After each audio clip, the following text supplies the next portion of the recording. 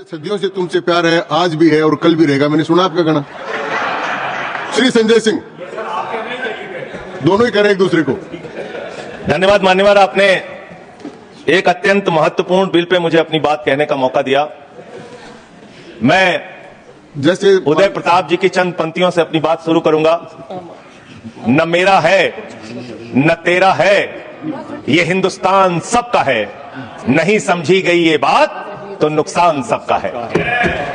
न तेरा है न मेरा है, ये हिंदुस्तान सबका है, नहीं समझी गई ये बात तो नुकसान सबका है। जो आकर मिल गई इसमें वो दिखलाई नहीं देती, जो नदियां मिल गई इसमें वो दिखलाई नहीं देती, महासागर बनाने में मगर एहसान सबका है। महासागर बनाने में मगर एहसान सबका है। मान्यवर, हम लोग बचपन से एक शब्द सुनते आए, सरकार माई बाप। सरकार माई बाप यानी कि जो सरकार होती है वो लोगों की माई बाप होती है, मां की तरह ख्याल रखती है, पिता की तरह ख्याल रखती है। लेकिन अगर कोई सरकार अपने बच्चों को उसका गला घोटने पे उतारू हो जाए तो वो फिर सरकार निष्पक्ष सरकार नहीं है, नहीं है मान्यवर। वो सौतेली मां है, वो सौतेली मां है, उसका व्यवहार सौतेला है। और आज आप जो काम कर रहे हैं इस बिल के माध्यम से, आप बाबा साहब डॉक्टर भीमराव अंबेडकर जी के द्वारा लिखे गए संविधान की हत्या कर रहे हैं। और ये बात मैं इसलिए कह रहा हूं कि बाबा साहब डॉक्टर भीमराव अंबेडकर जी ने संविधान की धारा 26 में लिखा, धार्मिक मामलों के प्रबंधन की स्वतंत्रता, धार्मिक एवं धर्मार्थ उद्देश्यों के लिए संस्थाओं की स्थापना एवं रखरखाव करना, धर्म के मामलों में अपने स्वयं के मामलों का प्रबंधन करना, चल एवं अचल संपत्ति का स्वामित्व एवं अधिग्रहण करना तथा ऐसी संपत्ति का कानून के अनुसार प्रशासन करना। यह अधिकार आपने नहीं दिया, यह अधिकार किसी भारतीय जनता पार्टी के लोगों ने नहीं दिया, यह अधिकार बाबा साहब डॉक्टर भीमराव अंबेडकर जी के द्वारा लिखे गए भारत के संविधान ने दिया मान्य। और आप उस संवैधानिक अधिकार को छीन रहे हैं एक गैर संवैधानिक बिल लाके। क्या क्या लिखा इस कानून के अंदर आपने, किस तरीके से आपने इस संविधान की हत्या करने का काम किया। आप बड़ी बड़ी बातें कर रहे हैं। यह सरकार कह रही है कि ये कानून हम मुसलमानों के भले के लिए आ रहे हैं। जब मैं आपसे सुनता हूं तो मुझे लगता है कपिल शर्मा कॉमेडी सर्कस में बोल रहा है। आप मुसलमानों का भला कर रहे हैं, आप मुसलमानों का भला कर रहे हैं। दोनों सदन में एक भी सदस्य, दोनों सदन में सिर्फ एक सदस्य गुलाम अली को छोड़ के एक भी सदस्य आपका मुसलमान नहीं है। आप मुसलमानों का भला कर रहे हैं, आप मुसलमानों का भला कर रहे हैं। पूरी सरकार में एक मंत्री आपका मुसलमान नहीं है, आप मुसलमानों का भला कर रहे हैं। दो नेता अपने घरों में आपने बैठा दिया, मुख्तार अब्बास नकवी, शहनवाज हुसैन, दोनों की राजनीति आपने खत्म कर दी। आप मुसलमानों का भला कर रहे हैं, आप मुसलमानों का भला कर रहे हैं, आप मुसलमानों का भला कर रहे हैं। अरे सुनना सीखो, सुनना सीखो पहले। मान्यवर,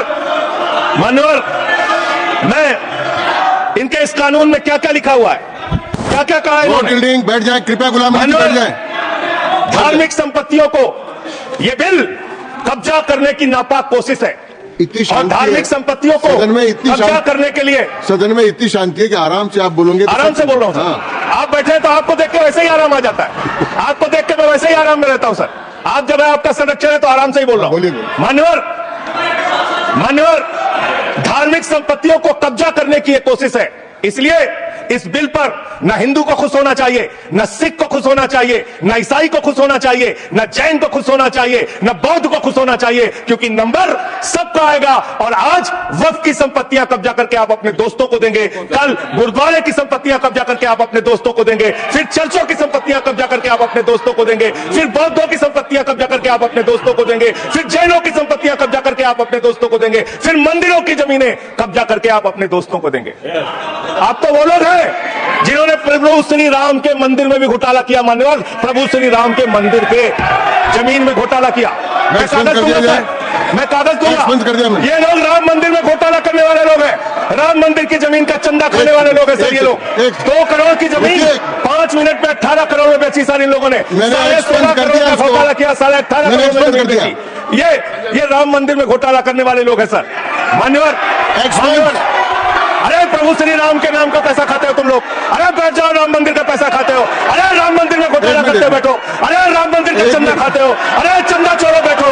चंदा चोरो, बैठो। चंदा चोरो, बैठो। बैठ जाओ, चंदा चोरो, चंदा चोरो, बैठ जाओ। चंदा चोरो तुम लोग चंदा चोरो, चंदा चोरो, तुम लोग चंदा चोरो, चंदा चोरो, चंदा चोरो, बैठो। चंदा चोरो, बैठो। ठीक है, गजेंद्र सिंह जी। चोरी किया ना, राम का पैसा खाया करने वाले राम का पैसा खाया सर इन्होंने। राम मंदिर का पीछे, राम मंदिर में चंदा चोरी किया इन्होंने, चंदा चोर है सर ये लोग, इन्होंने प्रभु श्री राम का चंदा खाया, कृपया बैठ जाए, चंदा चोरी किया सर। कृपया बैठ जाए। राम मंदिर के संबंध में सर राम मंदिर के संबंध में कहे गए सभी शब्दों को मैं कार्रवाई से निकाल रहा हूँ, कार्रवाई से निकाल दे। 2 करोड़ की जमीन 18.5 करोड़ में खरीदी इन लोगों ने, 2 करोड़ की जमीन अयोध्या में 18.5 करोड़ में खरीदी। मान्यवर मेरा टाइम बचाया जा सर, मान्यवर टाइम पॉज कीजिए सर, टाइम पॉज कीजिए, बैठाइए इनको। पॉइंट ऑफ ऑर्डर चलाओ sir, I am not dealing. Point of order Bhupendra Yadav, please sit down.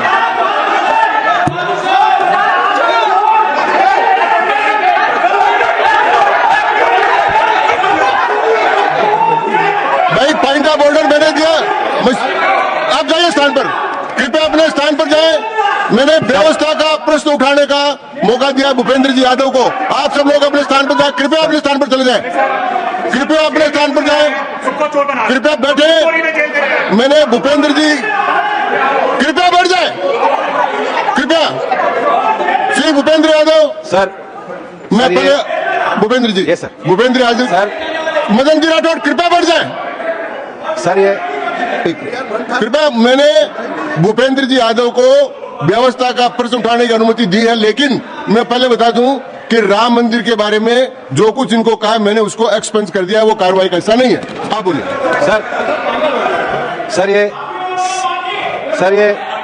Sir ये सदन का उच्च सदन है। रूल में बता देता हूं, रूल 238 और 240।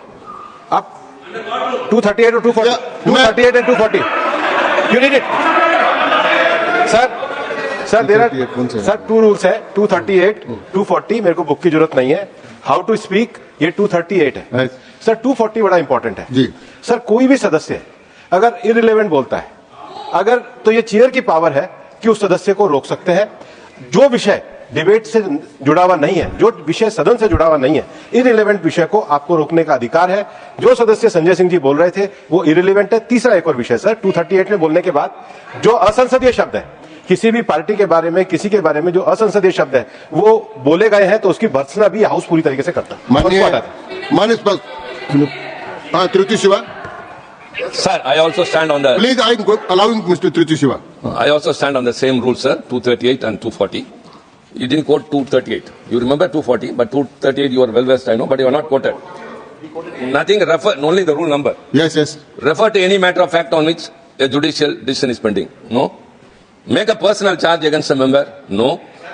Please. What is? Please. Kindly listen. Hello, please. I'm on a point of order. I'm on a point of order.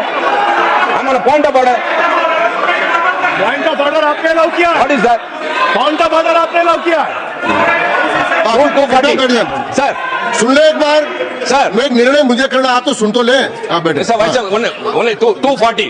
240 which is मैंने quoted, दोनों sir. 238 Sir, sir. 240 दोनों देख लिए। Please, sir. हाँ। Rule 240 says, the chairman, after having called the attention of the council to the conduct of a member who persists in irrelevance or in tedious repetition, you didn't call, sir.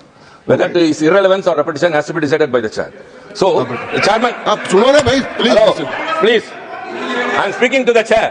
Please, तो I'm speaking to the chair. इधर देखिए ना Sir, it is we leave it to your discretion and Yes. decision, sir. Yes. And not it is repetition or irrelevance can be decided by any other member, sir. Only you, sir. Okay, thank you. मैंने श्री भूपेंद्र जी यादव ने 240 में ये और है कि अगर कोई दूसरा सदस्य भी किसी सदस्य के इररिलेवेंट डिबेट को सपोर्ट करता है तो उसको भी डिबार करना चाहिए। आपको शिवा को भी करना चाहिए। अब एक सेकंड, मेरी व्यवस्था यह है कि 238 240 के अंतर्गत मैंने ऑलरेडी जो असंसदीय शब्द थे वो और राम मंदिर के बारे में, क्योंकि ये विधेयक की परव्यू में नहीं आता है, इसलिए मैंने राम मंदिर के बारे में इनके लगाए गए इलेक्शन और असंसदीय शब्दों को कार्रवाई से निकाल दिया। धन्यवाद। मान्यवर आपने कहा कि इससे आप पिछड़े मुसलमानों का भला करने जा रहे हैं। सुनने में बहुत अच्छा लगता है कि आप पिछड़े मुसलमानों का भला करने जा रहे हैं। आपने इसमें कहा कि आप महिलाओं का भला करने जा रहे हैं। सुनने में बहुत अच्छा लगता है कि आप महिलाओं का भला करने जा रहे हैं, लेकिन ये सरकार और यहां पे इस समय मंत्री जी नहीं है, मैं उनसे पूछना चाहता हूं, आप देश को, सदन को गलत जानकारी क्यों दे रहे हैं? माननीय 2013 के वक्फ बिल में जो भारतीय जनता पार्टी की सहमति और सहयोग से पास हुआ, उसमें भी महिलाओं के लिए आरक्षण था। मना कर दीजिए कि नहीं था? मना करिए कि हम गलत बोल रहे हैं। मान्यवर मंत्री जी ने कहा 1 करोड़ सुझाव आया।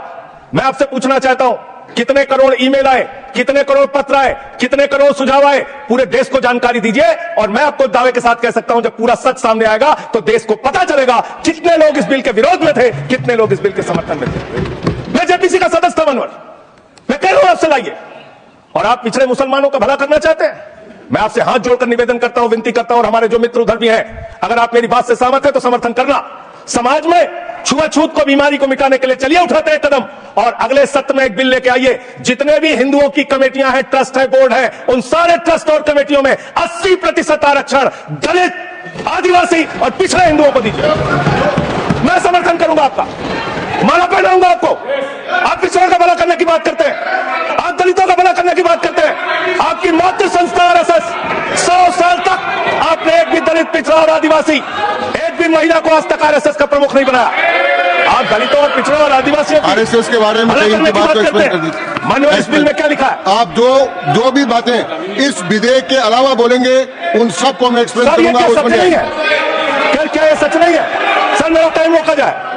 और सर, बिल के बारे में बात करते हैं माननीय मंत्री जी ने कहा, आज आप इस बिल को पास कर रहे हैं, आज आपका सीना चौड़ा हो रहा है, आपको लग रहा है एक धर्म के अधिकार को आप छीन रहे हैं। नहीं, कल को आप सभी धर्मों की धार्मिक संपत्तियां छीन के आप अपने दोस्तों का देने का काम करेंगे। मैं फिर इसको दोहरा रहा हूं और फिर इसको कह रहा हूं कि आप ये करेंगे, धार्मिक संपत्तियों पे कब्जा करने का काम करेंगे। और किसी गलतफहमी में मत रहिए, आपको लोकसभा के चुनाव में मात्र 36% वोट मिला है। इस देश की 64% आबादी आज भी आपके खिलाफ है, आज भी आपके खिलाफ खड़ी है। किसी गलतफहमी में मत रहिए। बड़ी बड़ी सत्ता उखड़ गई और चली गई। मान्यवर, आपने इसमें लिखा बिल के अंदर कि वक्फ कमेटी के अंदर गैर मुसलमान इसका सदस्य बन सकता है। आप क्या गुरुद्वारा कमेटी के अंदर गैर सिख को मेंबर बना सकते हैं? क्या ईसाई कमेटी के अंदर गैर ईसाई को सदस्य बना सकते हैं? क्या बौद्धों की कमेटी के अंदर गैर बौद्ध को, क्या जैनों की कमेटी के अंदर गैर जैन को आप मेंबर बना सकते हैं? और इतना ही नहीं, क्या आप हिंदुओं के ट्रस्ट में, मंदिर के ट्रस्ट में आप क्या गैर हिंदू को मेंबर बना सकते हैं? नहीं बना सकते, नहीं बना सकते। आप एक झूठ फैला रहे हैं, देश भर में झूठ फैला रहे हैं। आप कह रहे हैं ये मैं पढ़ रहा हूं राम मंदिर का, सर, राम मंदिर ट्रस्ट। झूठ शब्द असंसदीय है, जो असंसदीय शब्द उनको निकाल दीजिए। सत्य से पढ़े, सत्य से पढ़े। सर, ये प्रभु श्री राम के मंदिर का ट्रस्ट, मैं इसका समर्थन करता हूं। नहीं, आप सर, मैं इसका समर्थन कर रहा हूं। ये सब्जेक्ट नहीं है सर, समर्थन कर रहा हूं, सुन तो लीजिए। आप कहे से नहीं सुनूंगा। डिस्ट्रिक्ट मजिस्ट्रेट प्रोसीडिंग में नहीं आएगा। सर, मेरी बात तो बिल्कुल नहीं आएगा। सर, मेरी बात सुन लीजिए। घनश्याम जी प्लीज, चेयरमैन साहब, district magistrate of Ayodhya will be ex officio trustee who will be a practising Hindu. If the DM is not Hindu, then additional district magistrate will be an ex officio member of the trust. हम इसका समर्थन करते हैं sir. Hindu धर्म के trust में हिंदू को member होना चाहिए, आपने लिखा, हम इसका समर्थन करते हैं। लेकिन आप दूसरे धर्मों के ऊपर कह रहे हैं। कल को आप गुरुद्वारा कमेटियों में कहेंगे सिख नहीं, दूसरे धर्म के लोग इसमें आएंगे। कल को आप जैन कमेटियों में घुसड़ेंगे, बौद्धों की कमेटियों में घुसड़ेंगे। ये बात गलत है, ये पूरी तरीके से गलत है। और आज पूरे देश को आप बताइए, मान्यवर, पूरे देश को आप बताइए, 2009 में आपने अपना घोषणा पत्र जारी किया था, मैनिफेस्टो। ये मैनिफेस्टो आपका लेके आया हूं, ये तो आपका डॉक्यूमेंट है, मेरे घर नहीं बना। इस मैनिफेस्टो में लिखा है इन्होंने कि 2009 के मैनिफेस्टो में लिखा है कि वक्फ की जमीनों पर जो अवैध कब्जे हुए हैं, के.आर. रहमान की कमेटी की रिपोर्ट के हिसाब से हम मुस्लिम धर्म गुरुओं के साथ बातचीत करके उसको खाली कराने का काम करेंगे। कितना दोहरा चरित्र है आपका। आपने कहा वक्फ की जमीनों को खाली कराने का काम करेंगे जिसपे कोई और कब्जा कर रखा है। मान्यवर, एक और बात, सुप्रीम कोर्ट के अंदर आप कह रहे हो कागज चाहिए, कागज चाहिए। मंत्री जी ने कहा कागज चाहिए। मंत्री जी, आपको कागज की बहुत जरूरत होती है, कागज आपको चाहिए। आपकी सरकार ने 2020 में, ये पूरे देश को देखना चाहिए, पूरे देश को सर, 2020 में मैं जेपीसी का मेंबर था, ये कागज वहां मिला मैं 2020 में सुप्रीम कोर्ट में। सर, आप, मेरी बात नहीं आ रही सर, मेरी बात नहीं आ रही। 2020 में मान्यवर, इस भारत की सरकार ने, मोदी जी की सरकार ने शपथ पत्र दिया सुप्रीम कोर्ट में। से क्या लिखा हुआ है? 99% वक्फ की संपत्तियां डिजिटाइज हो चुकी हैं। मुख्तार अब्बास नकवी साहब आपके मंत्री थे, उनका बयान है 100% वक्फ की संपत्तियां डिजिटाइज हो चुकी हैं।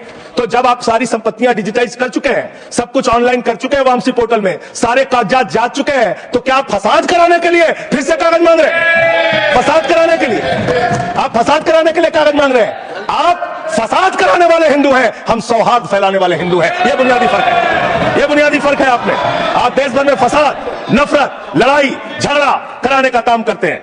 मान्यवर, मैं अंत में आप लोगों से सिर्फ एक ही बात कहना चाहता हूं कि आज सच्चर कमेटी की रिपोर्ट की बात कही गई और कहा गया 12,000 करोड़ की आमदनी हो सकती थी। एक सुझाव मैं पूरे सदन की तरफ से इस सरकार को देना चाहता हूं। 12,000 करोड़ की आमदनी की चिंता है वक्फ की, करोड़ों मुसलमानों की चिंता है आपको।